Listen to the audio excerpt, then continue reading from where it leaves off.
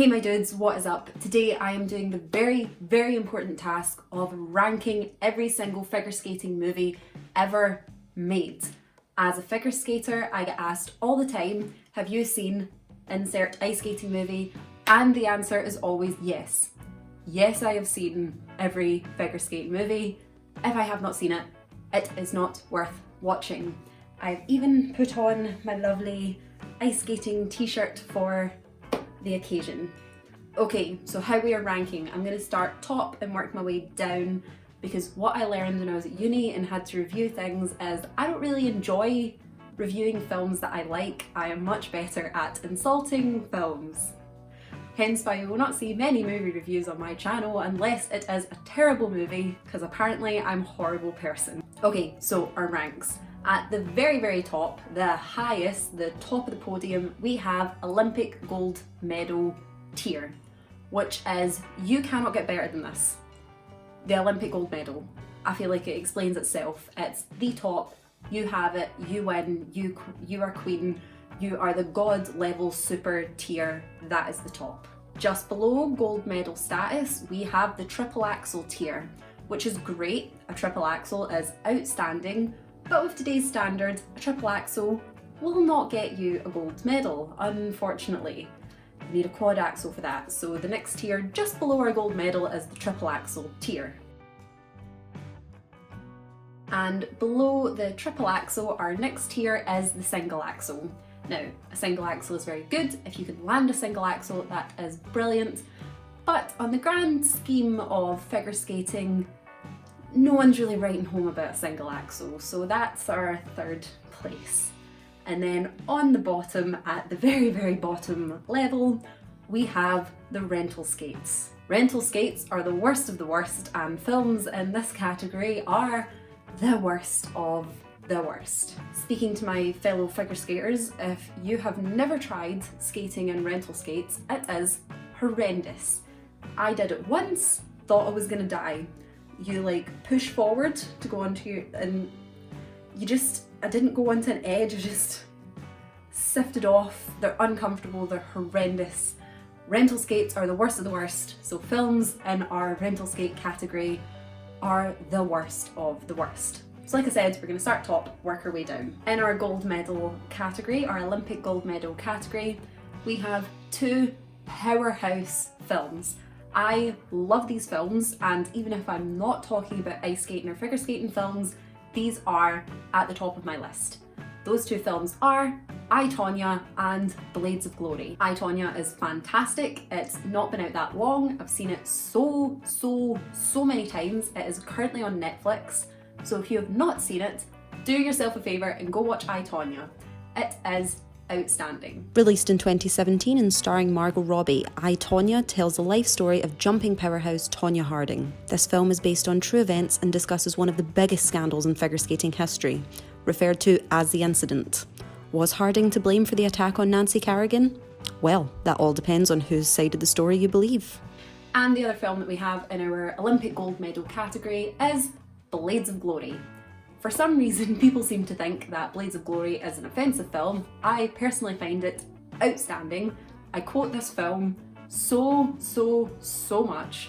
And before you ask, if you're not a figure skater, no, an Iron Lotus is not a figure skating move. Released in 2007, this comedy stars Will Ferrell and John Heder. Blades of Glory tells the story of disgraced Olympic champions Chaz Michael-Michaels and Jimmy McElroy, as they are stripped of their gold medals and forced to compete together in the first male-male figure skating pairs team. But yes, I love Blades of Glory. It is an outstanding film, fantastic. If you have not seen it, again, I think it's on Netflix. It is amazing, so good. Please do yourself a favour and watch it. So that is our top category, and let's take a step down onto the triple axel category. So the first film in our triple axel category is The Cutting Edge. All of them. So I'm lumping them all together because there are several repeats. It's basically the same story, and that story is... The Cutting Edge was first released in 1992 and tells the story of spoiled figure skater Kate Mosley and injured hockey player Doug Dorsey, as they join forces, learn to work for each other, fall in love and achieve Olympic glory after perfecting the impossible move, the Pimchenko. The sequels to The Cutting Edge all follow very similar story structures, so if you get the gist of this one, you know the gist of them all. It's a good film, it's fairly repetitive, it has the famous "Topic" line, and I could be wrong, it maybe started the whole trend of ice skaters versus hockey skaters. It's a great classic film, it's really, really good.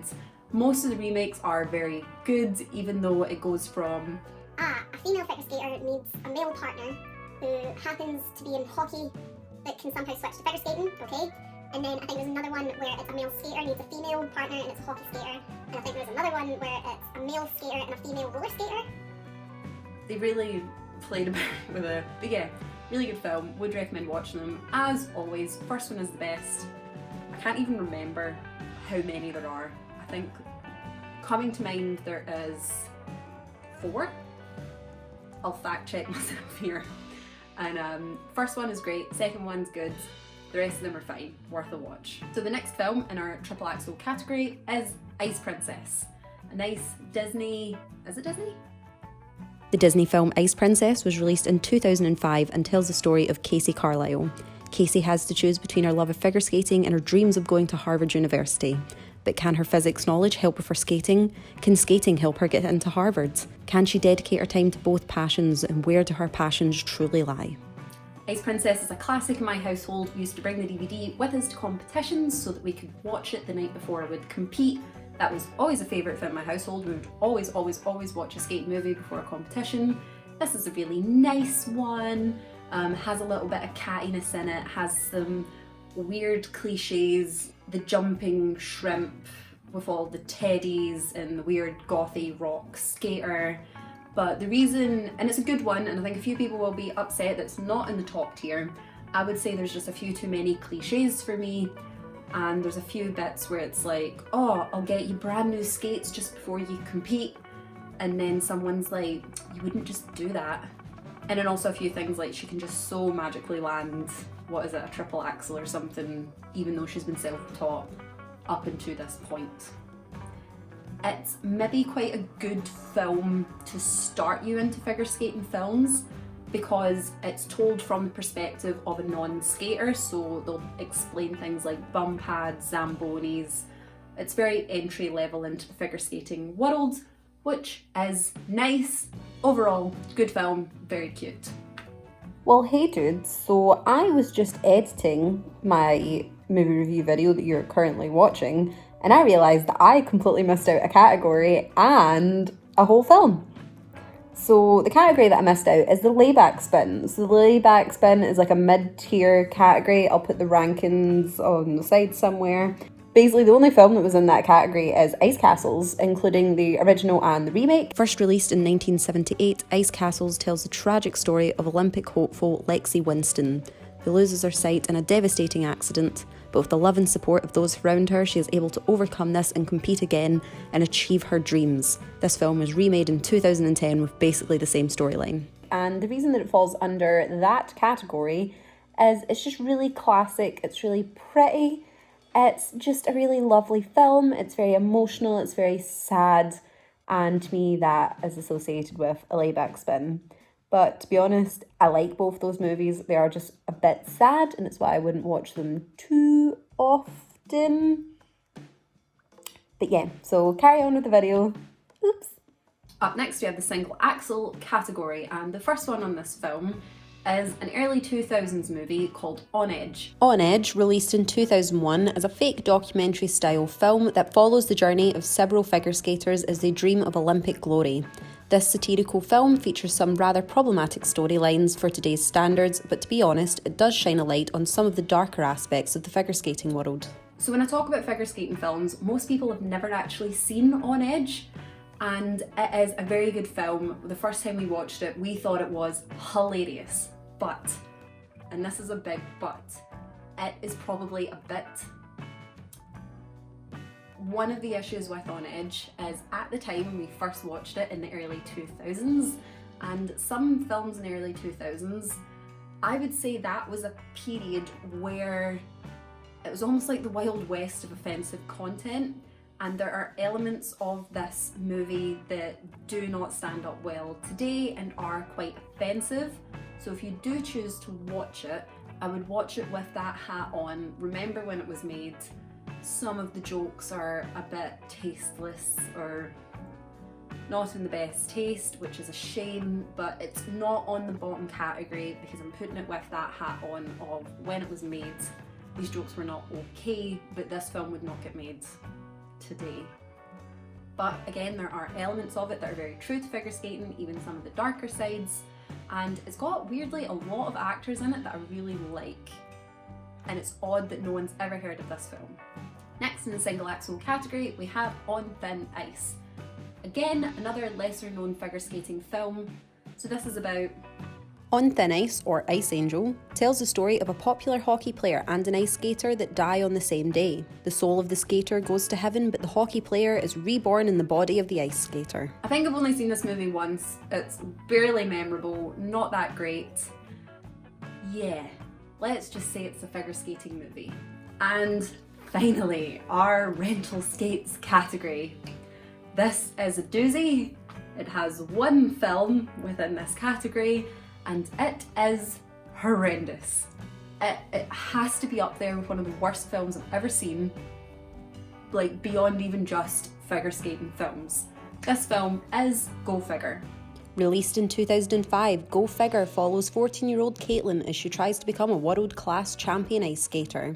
When renowned Russian figure skating coach Natasha Goberman offers to train her at a private school, Caitlin will do almost anything to take advantage of the opportunity, even join the girls' hockey team on a scholarship. I feel like this movie was written by someone who knows nothing about ice skating. It is awful. There are so many moments where I just, with cringe, it's horrendous. Even in the opening scene, there's a moment where there is a child freaking out because she's about to go on and compete, and she's like, I need a scrunchie, and her mum's like, oh, I'm so sorry honey, I don't have a scrunchie, I have a beret. So allow me to translate for the non-Americans watching this. Scrunchie, bobble, to tie hair back. Your hair needs to be tied back for a competition. A beret is a clasp. So like, what this mum is suggesting, so okay, what this girl wants, ponytail or bun, hair back. What this mum is suggesting is like, you can't compete with your hair down. The main character is also super cliche, obsessed with glitter, really flouncy. Even when they ask her, what's your favourite thing about figure skating? Oh, the glitter! Like, and yes, I love rhinestones, I love glitter, I love sparkles, I love all the girly elements, but she's just so sugary sweet, it's infuriating. And I don't know if they didn't give the actress skating lessons, but the difference between her skating and then the professional double that they have doing the jumps and everything is unreal. Like, there's a moment where our coach is on the ice with all these other Olympic hopeful skaters, and they're all standing, and she does this big to go off and do like a triple lutz or something. And then obviously the skating double, beautiful skating, does this perfect triple lutz, and she's coming back for like penguin walk skating style, and I'm like, give this actress some more lessons. Like, okay, she's trying her best. So the other thing I hate about this movie is the amount of cliches in it. Figure skater joins a hockey team. Again, you have your cliched hockey versus figure skating, which I've never experienced. It seems to just be a movie cliche that figure skaters hate hockey skaters. But of course, once our main character learns the love of hockey and realizes that it's a true sport and there's more to sport than just glitter, of course, the Olympic qualifying competition is on the same night as their college or school hockey match.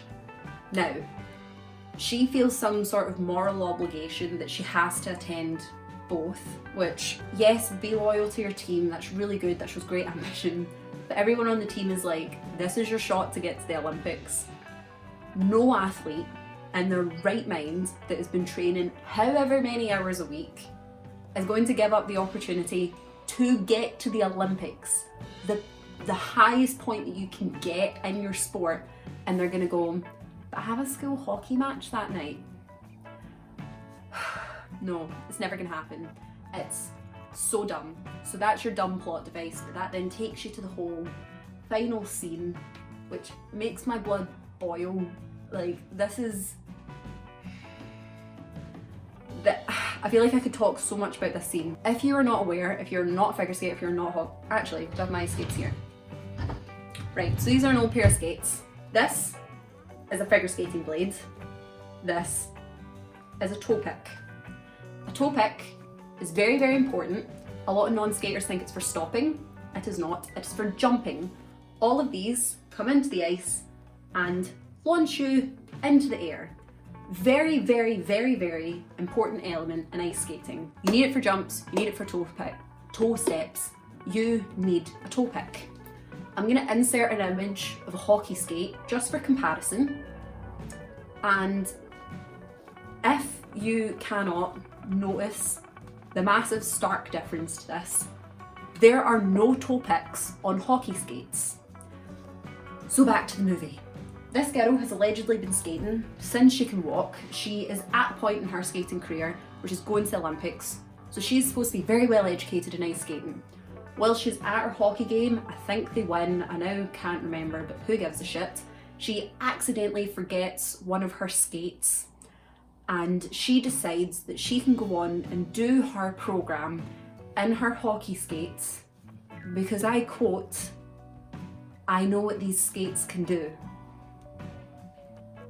Well, but you clearly don't, because they don't have toe picks. This isn't some magical, if I believe in these skates, they will magically sprout toe picks and I can do jumps with them. So, like the dipshit she is, she goes on to compete onto the ice in her hockey skates. People are like, ooh, hockey skates, ooh. But it's more like, they're almost like, oh, the aesthetic, ooh, this figure skaters, they're pretty, and no one's like, bitch, you're in hockey skates and can't jump in hockey skates. But anyway, she does start of her programme, comes round, she does this little nice jump thing where she comes off of her toe pick, slams straight into the ice like the total dick she is, hits the ice, and then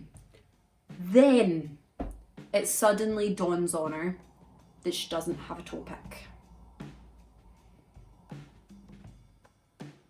And then all of a sudden her hockey team comes in with the skate, she's allowed to change skates, the end. This movie's so terrible, it's so full of cliches. I really, really want to know if the person that wrote this had even seen like a skating routine or competition or anything, or if they just sort of like heard about it and decided to write a movie on it. It's awful. Like, this is one of the worst movies in existence, and it is the worst figure skating movie ever. It's why it's on the bottom of my pile. It is why it's in the rental skates category. Ugh. I'm almost offended to put it on the same list as these other films. It's so unbelievably horrific in every sense. It's god awful. I don't know how much more detail I can go into to insult this film, to really, really just drill it in that it's that shit. It's awful. It's really, really awful. It's everything about it terrible. Oh, another cliche that's in it is the mum had to quit skating because of weak ankles. Allow me to bring back my prop ice skate. See this here? I mean, these are broken in at the ankle. Skates are designed to protect your ankle. That's why they need to be nice, strong, tough leather. And yes, these are extremely broken in for anybody with a keen eye. But there's a whole scene about the weak ankles and about how, because of all of her hockey skating, she now has strong ankles. Again, other shit plot devices, but bitch, just buy better skates. I have the most puniest tiny ankles in existence. But yeah, don't watch that film, or watch that film if you want to laugh. It's horrendous, absolutely horrendous. I need to just take a moment and remember that outstanding movies like Blades of Glory and I, Tonya exist, so that we don't need to subject ourselves to movies like Go Figure. Well, that was my opinion. Let me know if you think I got any of the movies in the wrong order. What is your favourite figure skating movie? Which of these movies have you not seen? Let me know all these many thousands of questions in the comments below. Thank you so much for watching. I hope you're having a lovely day. My name is Symo, and peace out.